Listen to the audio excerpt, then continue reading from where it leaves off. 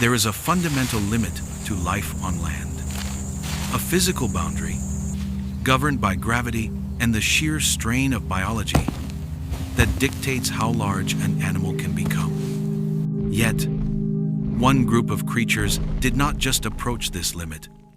They shattered it, becoming living mountains of flesh and bone.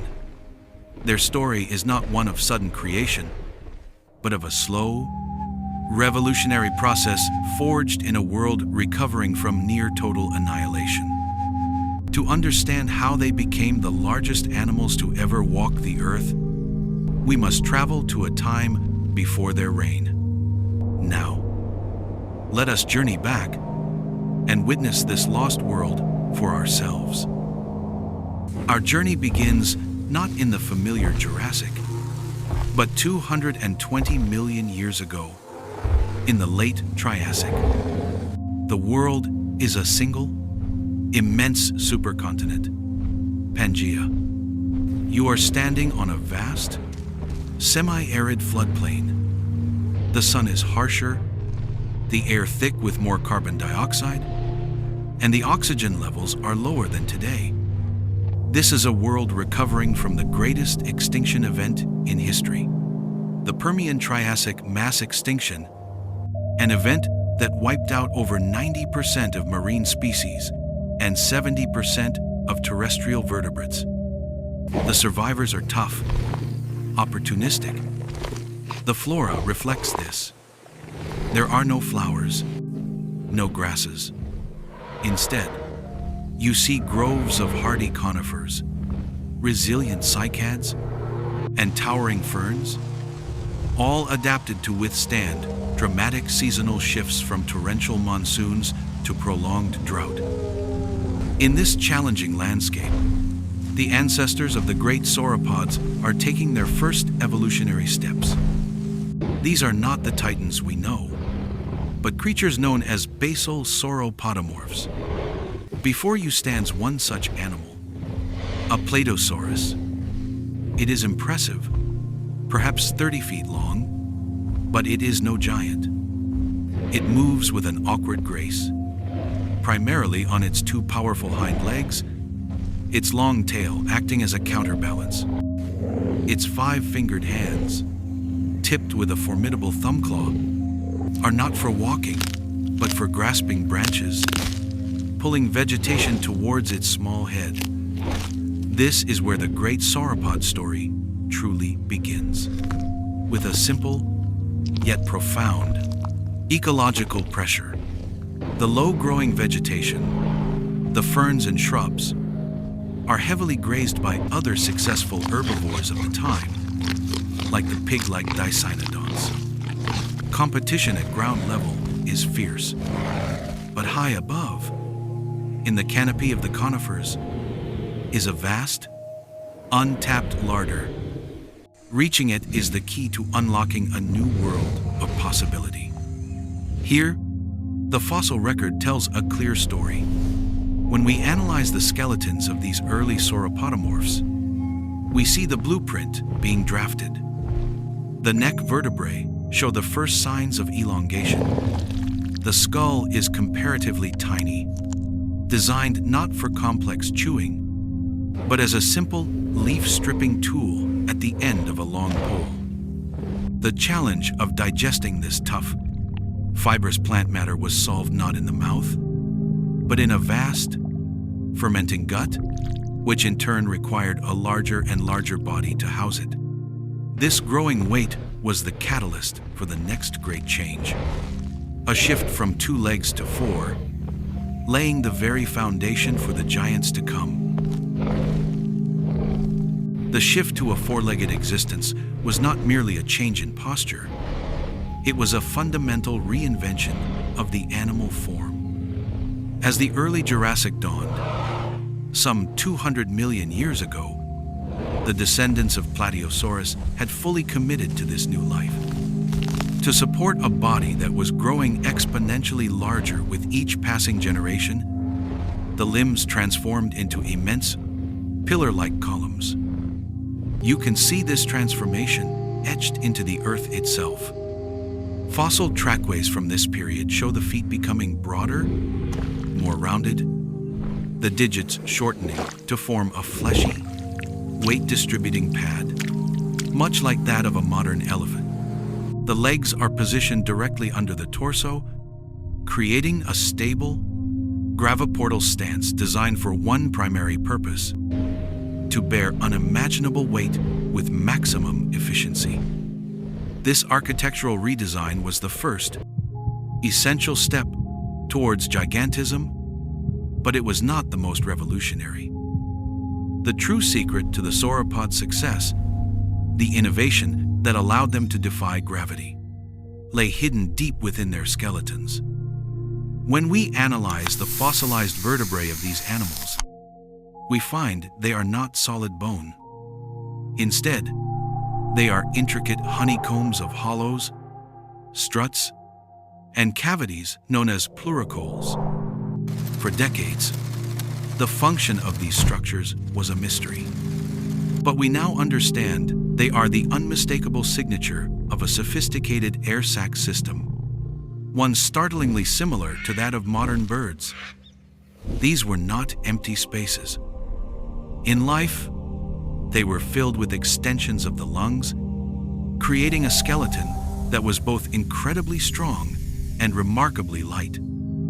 This pneumatic system permeated the neck, the torso, and even the tail. It was a biological masterstroke, solving the colossal engineering problem of how to build a 50-ton animal without it collapsing under its own mass. This weight-saving adaptation made the most iconic feature of the sauropod possible: the impossibly long neck. With vertebrae more air than bone, the neck could extend to astonishing lengths: 30, 40, even 50 feet, without becoming prohibitively heavy. Biomechanical analysis of the skeleton reveals another marvel: a massive groove running along the top of the neck and back vertebrae, which anchored a powerful nuchal ligament. This elastic structure acted like a giant passive support cable, holding the head and neck aloft with minimal muscular effort. The result was the most efficient food-gathering machine the world has ever seen. The sauropod could anchor its colossal body in one spot and, like the boom of a construction crane, sweep its head across a vast radius of vegetation, systematically stripping leaves and branches. It was a strategy of radical energy conservation. This architecture for immensity was coupled with an equally extraordinary life strategy. In a world patrolled by fearsome predators like Allosaurus, a young sauropod was acutely vulnerable. The solution was simple: grow, and grow fast. Microscopic examination of their fossilized bones reveals growth patterns unlike almost any other reptile. Instead of growing slowly and steadily, they experienced an explosive adolescent growth spurt. A hatchling, small enough to fit in your hands, would balloon in size, potentially gaining thousands of kilograms each year. Reaching immense size as quickly as possible was its primary defense. This combination of a lightweight skeleton, columnar limbs, a hyper-efficient feeding neck, and fantastically rapid growth was the complete biological toolkit that unlocked the door to unprecedented scale. With this perfected biological toolkit, the sauropods were unleashed. The Jurassic period, from 201 to 145 million years ago, became their age. They radiated across Pangaea, diversifying into a spectacular array of forms and sizes, achieving a global dominance that no other group of large land animals has ever matched. To witness the zenith of their reign, we travel to 150 million years ago, to the vast floodplain ecosystem preserved today as the Morrison Formation in North America. The air here is warm, thick, and humid, a greenhouse world. Before you stretches a mosaic of open fern savannas, gallery forests of conifers and ginkgos lining wide, slow-moving rivers. And everywhere you look, there are giants. This was not a world of one single titan, but a complex community of them, each sculpted by evolution for a specific role. We see this through the fossil evidence they left behind in staggering abundance. Towering over the landscape is Brachiosaurus, its front legs longer than its rear, giving its body a giraffe-like slope. Its neck arches upwards, allowing it to browse on the highest conifer needles, a food source utterly beyond the reach of any other contemporary herbivore. Moving through the fern prairies is the immense, low-slung form of Diplodocus. Biomechanical studies of its neck vertebrae show that it could not lift its head high, but instead held it horizontally, sweeping it from side to side like an enormous scythe, mowing down acres of low-growing vegetation. Between these two extremes were generalists like Camarasaurus, with a more robust skull and stronger teeth, capable of tackling tougher plants at intermediate heights. This was niche partitioning on a colossal scale, allowing multiple species of giants to coexist, efficiently harvesting the landscape at every level. Yet, this lush world was no paradise. It was an arena for a relentless evolutionary arms race.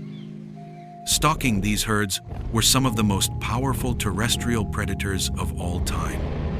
Theropods like the formidable Allosaurus and the even larger Torvosaurus. Fossil evidence confirms their conflict. We find sauropod bones bearing the deep gouges of theropod teeth. For these hunters, a direct assault on a healthy adult, an 80-ton moving mountain of muscle, was likely suicidal.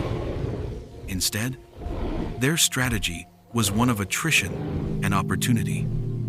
They would shadow the herds, testing their defenses, watching for the telltale sign of a sick or elderly individual, or a juvenile that had strayed from the protection of the group. In response, the sauropods evolved their own formidable defenses. The immense tail of Diplodocus, over 40 feet long and tipped with a slender whip, could be cracked at supersonic speeds, creating a deafening boom and a devastating weapon. For others, their sheer size was defense enough, an unassailable fortress of flesh and bone. But the sauropods were more than just inhabitants of this world. They were its architects. As these immense herds moved, they profoundly altered the environment. Their ceaseless grazing would have maintained clearings and pathways in the dense forests, creating new habitats for smaller creatures. In their dung, they transported seeds and nutrients across hundreds of miles, shaping the distribution of plant life across the continent. They were a keystone species in the truest sense, a biological force on a geological scale, the living, breathing engines that powered the entire Jurassic ecosystem. But no dynasty, however magnificent, lasts forever. As the Jurassic gave way to the Cretaceous period, 145 million years ago, the world itself began to change. The great supercontinent of Pangaea was tearing apart, its fragments drifting to form the continents we know today. Sea levels rose, creating vast, shallow oceans that divided the land. And a quiet revolution was beginning at the roots of the world. A new type of plant had arrived, the angiosperms, or flowering plants.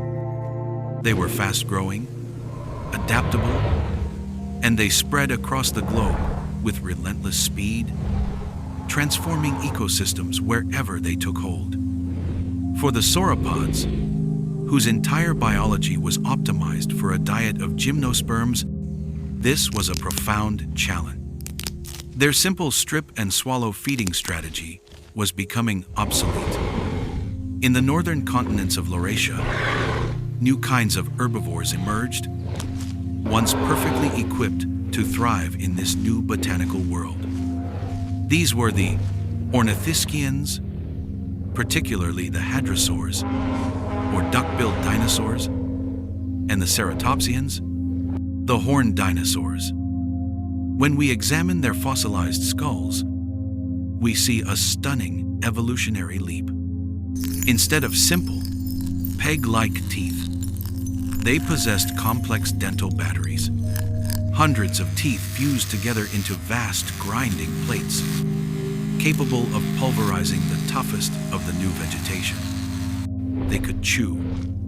This was a critical advantage, allowing them to extract far more nutrition from their food. The fossil record tells an unambiguous story of this ecological shift. As we move up through the rock layers of the Cretaceous, the number and diversity of sauropod fossils in the north dwindle, while the fossils of these new, hyper-efficient herbivores become overwhelmingly dominant. The giants were being outcompeted. Their story, however, was not yet over. In the southern continents, the landmass known as Gondwana, the floral revolution was slower. Here, the ancient conifer and fern forests persisted, and so did the sauropods. In fact, freed from the competition in the north, they underwent one last, spectacular evolutionary flourish. It was here, in what is now South America, that they produced the most colossal land animals of all time, the titanosaurs. Creatures like Argentinosaurus and Patagotitan pushed the boundaries of biological possibility, reaching lengths of over 120 feet and weights approaching 70 tons. It was a final, breathtaking expression of their successful body plan, a final age of titans in their southern sanctuary. They endured to the very end. 66 million years ago, a sauropod named Alamosaurus, a descendant of the great southern titans that had migrated north, was grazing in North America when a 6-mile-wide asteroid struck the Earth. The impact and the global winter that followed brought the 150 million year reign of the sauropods and all their dinosaur kin to an abrupt and final close. And yet, their legacy was not entirely erased. Their most profound innovation, the lightweight pneumatic skeleton, and the uniquely efficient respiratory system that made their scale possible, did not die with them. It survives today in their last living relatives, the birds. Every time a bird takes flight, it does so using the same biological hardware that once allowed the greatest giants in Earth's history to exist. The story of life is written in stone and bone, a 4 billion year saga of innovation and extinction, of challenges met and empires risen and fallen. The sauropods stand as perhaps its most awe-inspiring chapter, a testament to the sheer creative power of evolution to overcome the very laws of physics.